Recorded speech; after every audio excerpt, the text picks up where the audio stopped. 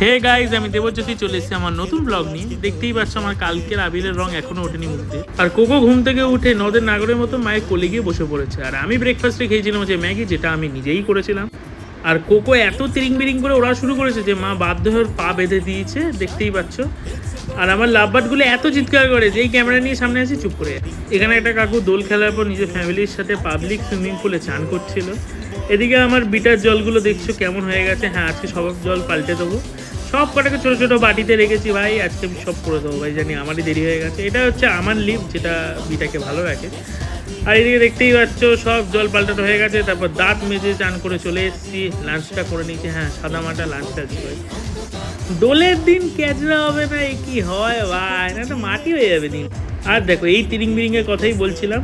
আর রাত্রে খেয়ে নিয়েছিলাম আমাদের চিলি চিকেন আর রুটি। আর কোকো খাওয়া দাওয়ার পর আমার সাথে টাইম স্পেন্ড করছিল। আজকের ভিডিও এখানেই, দেখা হচ্ছে পরের ভিডিওতে। টাটা।